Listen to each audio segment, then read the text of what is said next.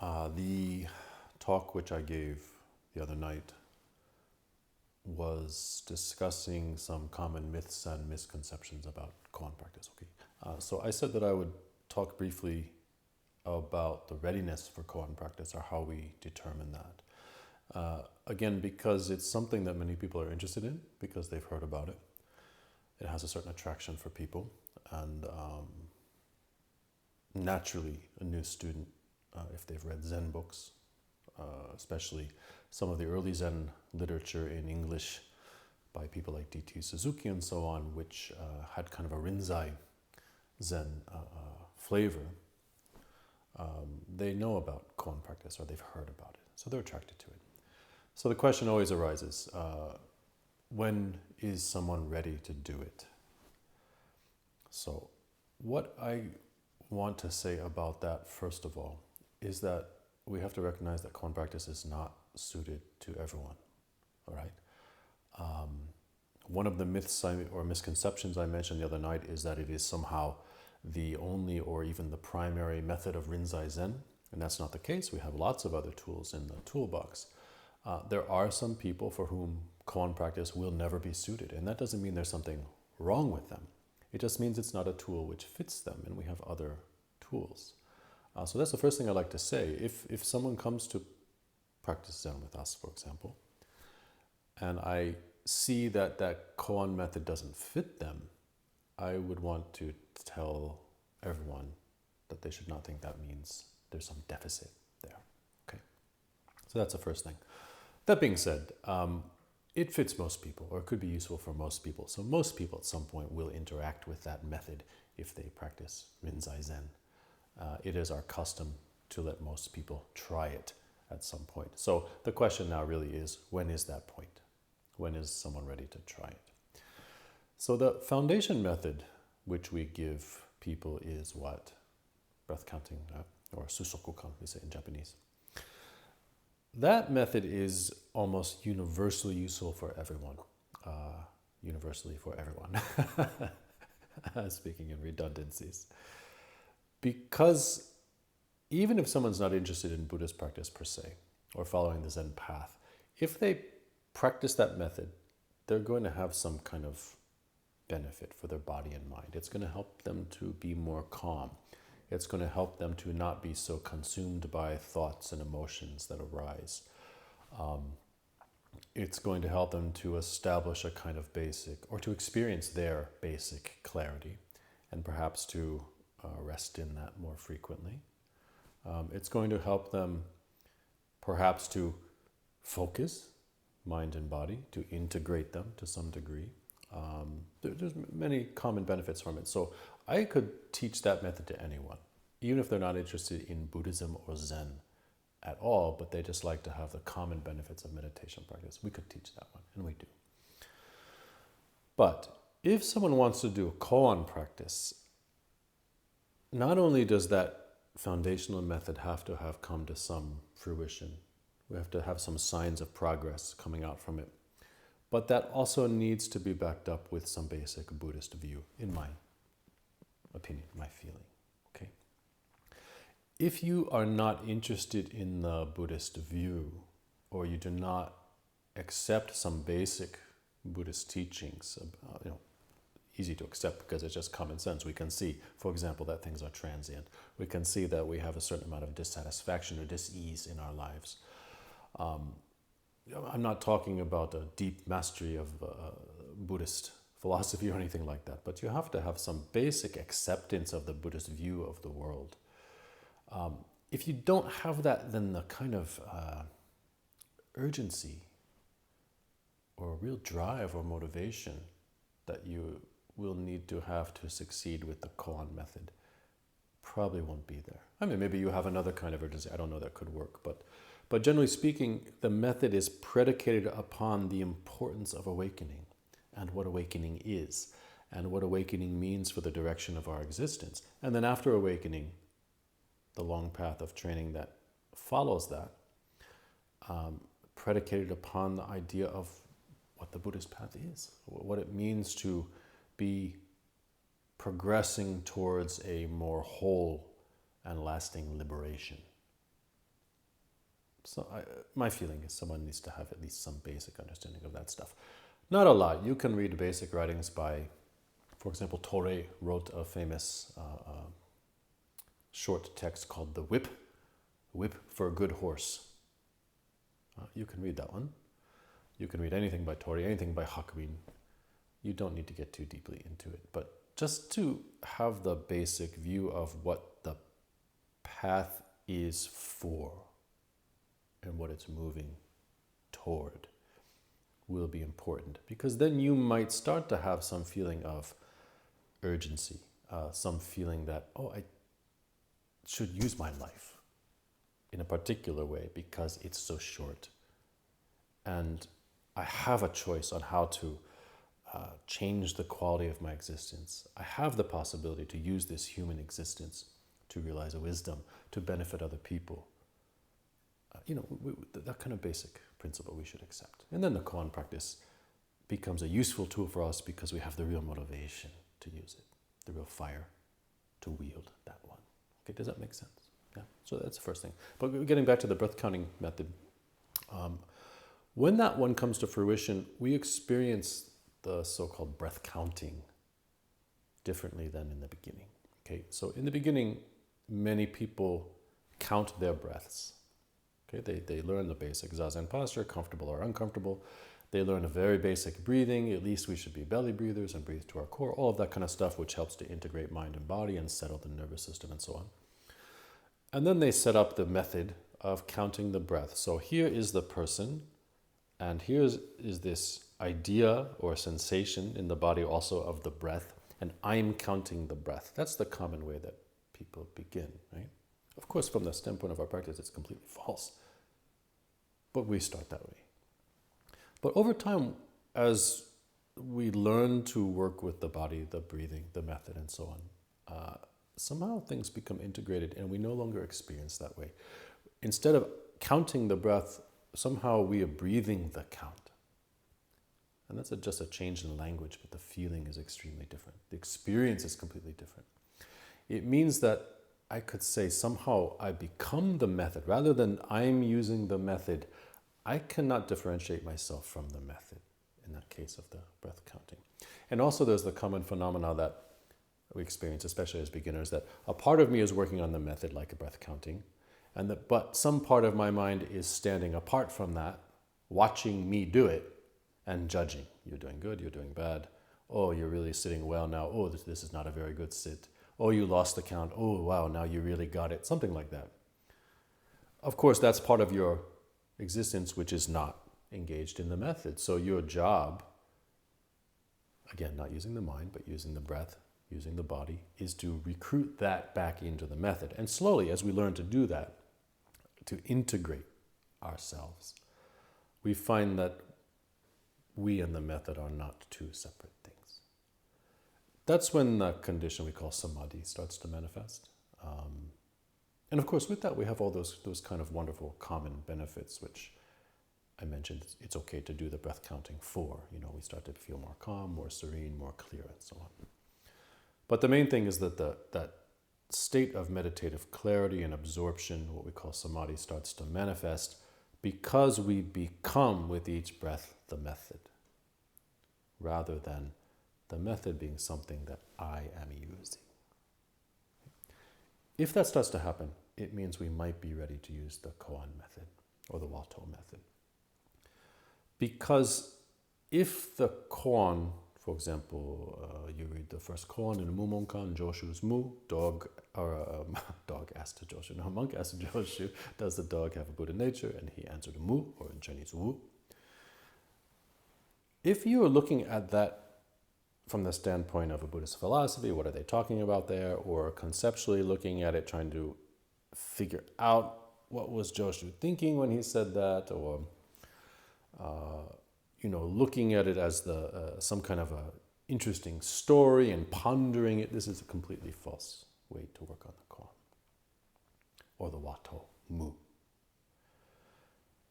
Picking it up rather with the body, with the breath, as you do with the breath counting, we could start to, we say kufu, grapple with, struggle with, find a way to wrestle with or work with creatively that single word mu.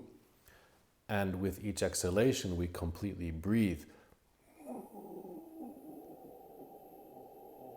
while spreading the vision out, while using the breath in a particular manner, using the body in a particular manner, and all of it, or behind all of it, sort of, even if it's a very small hunger, but some kind of small, which will grow larger, hunger to understand. Again, because we have some basic exposure to the Buddhist view of our predicament, our samsaric existence in which we are enmeshed. We have some real poignant poignant feeling of wanting to know what it is about, wanting to know how can I be more free. That has to be underneath it.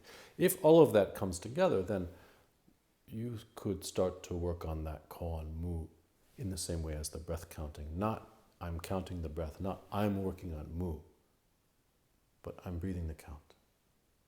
Or I become that mu with each exhalation seamlessly, moment by moment. So then the samadhi condition drives deeper and deeper and deeper, and that process, which Koan describes so well about what happens, can start to begin. Yeah. So I'm kind of jumping around a bit, but the prerequisite, or am I ready for koan practice, the foundation, which is often the breath counting, a very useful one that we use, has to come to some fruition. In other words, there has to be some beginnings of fruition of zazen. Okay? And with that, of course, also in your daily life when you're not doing sitting, there has to be some effort and some fruition of beginning to be able to remain present in your daily activity. You're not counting your breaths in your daily activity as a beginner, right? But we tell you, okay, when you're sitting, you're counting the breaths. When you're not sitting, when you're driving, for example, just drive 100%, spread your vision out, try to feel the road and the vehicle through your body become the movement. Or when you're eating, 100% attend to the taste, just eat, and so on. So that's the other side of practice, has to start to come to fruition. If that stuff starts to happen, then when we give you the first koan, whether it's a mu or the question, who am I, something like that, you at least will have some clue how to start to work on it. Again, not here, with your body, with your breath. And then in a daily life when you're not sitting, you have to start to carry it using that quality of being present in daily activity that you had already established. So another way I could say it is that if you can hold the koan or the wato uninterruptedly, at least for the period of a sit, 30 minutes, 45 minutes. And when I say uninterruptedly, I mean uninterruptedly with each exhalation. You know, in the beginning when you do breath counting, we tell you, okay, you count your exhalations. If you lose the count, you go back to 1, no problem. Or if you notice that you've started to wander, the important thing is to notice that you're wandering and then to return. That's the process of practice. That's not failure, that's practice. But slowly over time, that wandering, that quality of not being present, cloudiness, certainly the losing of the count, should become less and less. And ultimately, you're just breathing the count seamlessly, at least for the period of a sit.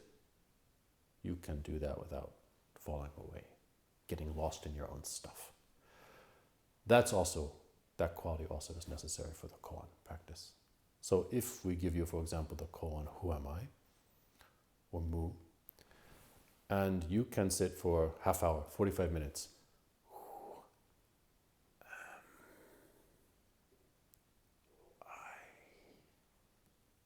with each exhalation, and then when you inhale, you relax, but you remain uncompromisingly present, still somehow digesting the question.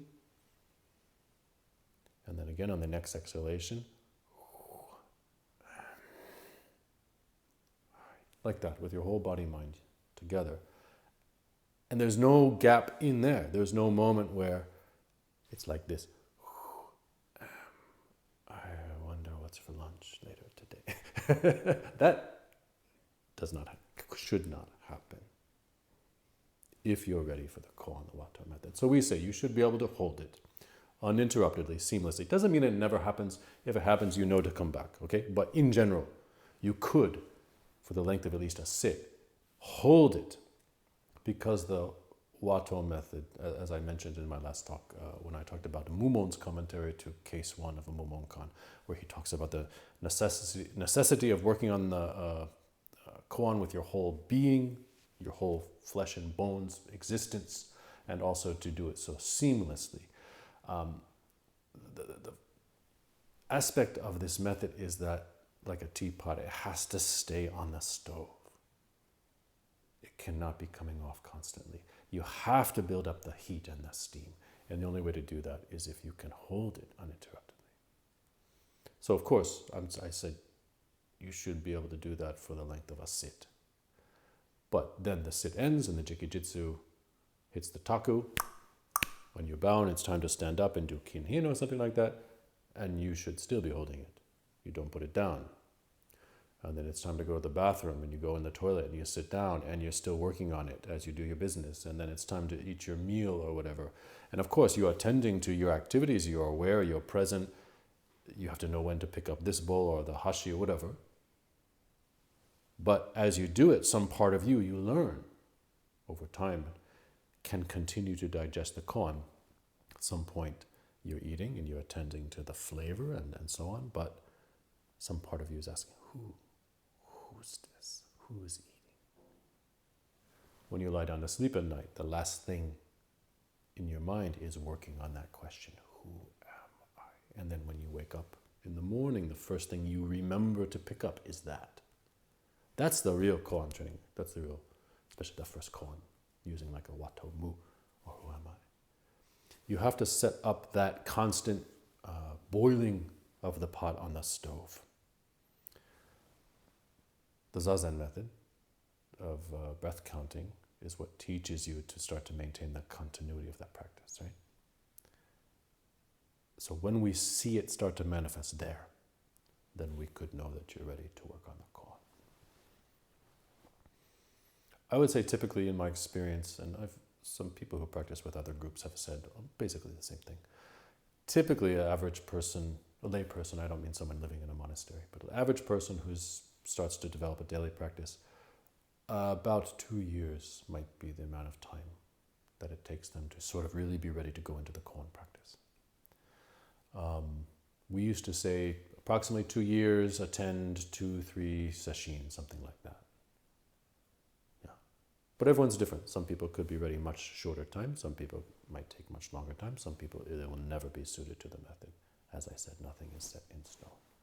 But if you really practice with some diligence, the breath counting and the chanting and all of the methods you learn in the beginning when you first start, and you really throw yourself into it and you start to establish the continuity of practice in daily life, then quickly, no less than 2 years, you'll be ready to really work with the koan method.